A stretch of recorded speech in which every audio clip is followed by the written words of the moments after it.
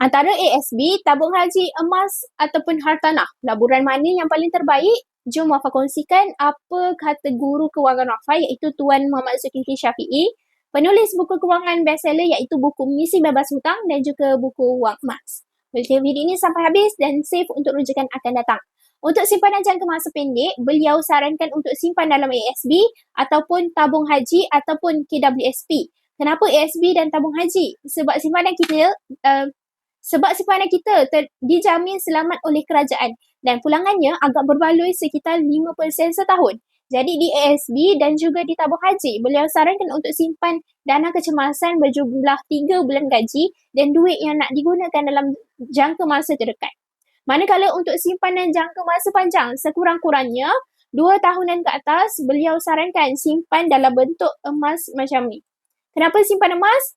Sebab berdasarkan sejarah kenaikan harga emas 20 tahun kebelakangan ini, harga emas meningkat sekitar 10% setahun. Keuntungan sebanyak 5% daripada ASB dan juga tabung haji. Simpanan duit ni tak boleh nak kejar kenaikan harga barang dan juga kejatuhan nilai wang ringgit dalam masa jangka masa panjang. Kita boleh tengok sendiri, satu masa dulu RM50 sahaja kita boleh beli barang cukup untuk 1 minggu. RM50 dulu boleh beli 10 papan telur, tapi sekarang RM50 yang sama hanya mampu beli 3 hingga 4 papan telur sahaja. Duit yang sama RM50, tapi kuasa beli dah jatuh hampir 70% dalam tempoh 20 tahun. Sedangkan emas, nilainya dah meningkat lebih 700% dalam tempoh 20 tahun kebelakangan ini.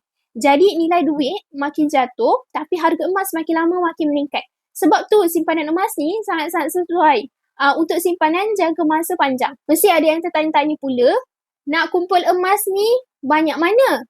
Jadi Tuan Muhammad Zulkifli Syafiee sarankan untuk kita buat tabungan emas ni menyamai 12 bulan gaji. Bila simpanan emas ni dah cukup 12 bulan gaji, duit selebihnya Tuan Puan boleh gunakan untuk melabur dalam hartanah yang mana kita beli rumah, sewakan rumah tersebut supaya kita dapat positif cash flow setiap bulan daripada hartanah yang kita sewakan.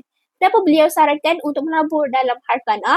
Sebab hartanah ni nilainya makin lama makin meningkat saban tahun. Secara puratanya meningkat sekitar 5% setahun. Walaupun kadar kenaikan harga emas lebih baik daripada hartanah, tapi emas ni kekurangannya tak boleh jadi income macam hartanah. Kelebihan hartanah ni ada income dalam bentuk sewaan. Kita tak perlu nak jual hartanah untuk dapatkan income. Tapi kita boleh makan hasil setiap bulan daripada sewaan rumah. Rumah yang kita ada, itulah yang dinamakan sebagai